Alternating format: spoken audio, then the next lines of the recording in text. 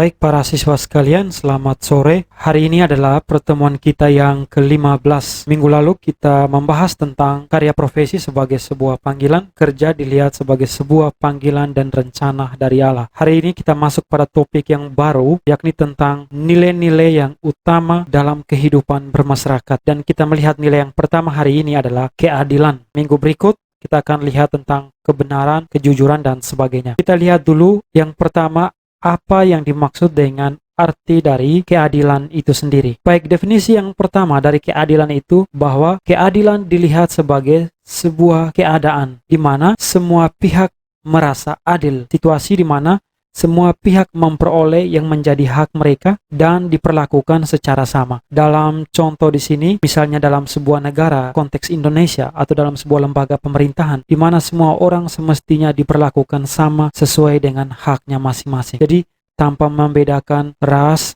golongan, suku, dan sebagainya, ataupun agama, karena semua itu adalah pembatas. Oke? Jadi arti yang pertama adalah keadilan dilihat sebagai sebuah keadaan atau situasi ataupun kondisi. Kita lihat dulu maksud yang kedua dari keadilan itu adalah keadilan dilihat sebagai sebuah tuntutan. Sebagai sebuah tuntutan, keadilan itu diciptakan dengan tindakan nyata, tindakan konkret. Maka dengan demikian, untuk menciptakan situasi yang adil, seharusnya dijauhkan dari kondisi yang tidak adil atau ketidakadilan. Ini jelas ya. Kadang-kadang kita lihat dalam konteks bangsa kita, itu situasi yang disebut dengan korupsi itu menjadi kendala atau rintangan yang menciptakan ketidakadilan. Oke?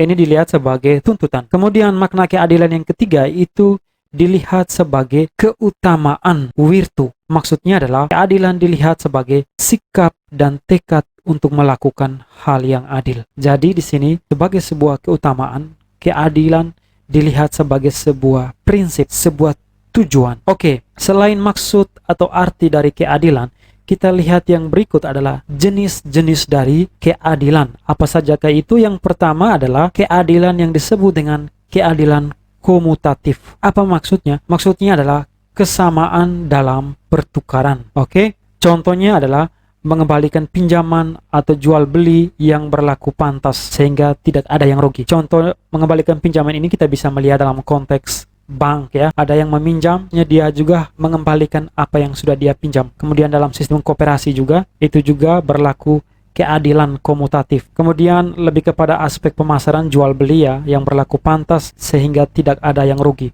Hukum pembelian, hukum penawaran, dan permintaan itu harus adil. Ini adalah keadilan komutatif. Kemudian jenis keadilan yang kedua adalah apa yang disebut dengan keadilan distributif. Maksudnya adalah kesamaan dalam keuntungan dan kerugian. Contoh, dalam keuntungan itu kekayaan alam dinikmati secara adil. Kadang-kadang orang mengambil kekayaan alam itu benar-benar rakus ya, tidak lagi memikirkan orang lain. Oke, itu banyak yang terjadi di Indonesia, pengerusakan lingkungan. Jadi di sini kekayaan alam dinikmati secara adil. Ini kesamaan dalam keuntungan dan bagaimana pengorbanan untuk pembangunan itu dipikul secara bersama dengan adil. Kemudian jenis keadilan yang berikut adalah keadilan legal. Yang dimaksud dengan keadilan legal adalah kesamaan hak dan kewajiban terhadap negara sesuai undang-undang yang berlaku. Ya, benar ya, legal ya, lex legum ya, ini berkaitan dengan hukum, kesamaan hak dan kewajiban terhadap negara sesuai dengan hukum yang berlaku dalam negara tersebut. Oke, jelas ya. Sekarang kita lihat keadilan dalam konteks kitab suci, karena bagaimanapun seperti yang saya katakan pada kelas 11 bahwa kitab suci itu selain sebagai buku pedoman iman, kitab suci adalah sebuah buku keluarga tentang umat manusia, khususnya sebuah bangsa, yakni bangsa Israel, dari periode tertentu dari sebuah waktu. Bagaimana kehidupan keluarga pada mulanya, bagaimana terjadinya keadilan, bagaimana juga terjadi ketidakadilan di sana. Kita lihat yang pertama, saya cuma mengutip 2 perikop di sini. Kita lihat dulu yang pertama, bagaimana konteks ketidakadilan dalam perjanjian lama. Itu kita bisa lihat dalam kitab Amos bab 5 ayat 7 sampai 15.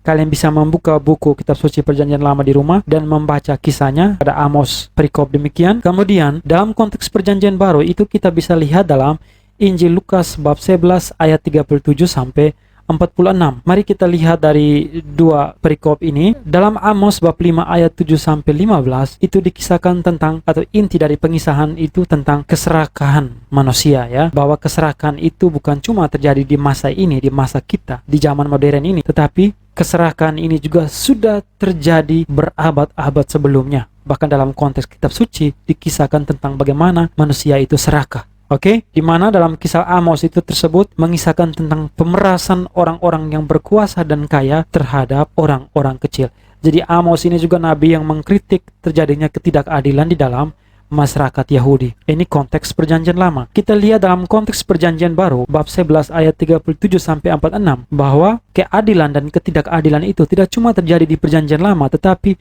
situasi demikian terus berlangsung hingga sampai pada masa perjanjian baru, yakni di zaman Yesus, di mana kalian tahu baik, kita dengar dalam gereja-gereja bahwa penindasan terhadap orang yang tidak berdaya, itu bahkan pelakunya itu berasal dari kaum agamawan Yahudi sendiri. Sebenarnya mereka ini adalah contoh dan model dalam masyarakat, tetapi mereka menciptakan ketidakadilan atau menindas, atau memeras, atau bersekongkol dengan para penjajah Romawi demi keuntungan pribadi dan keluarga mereka.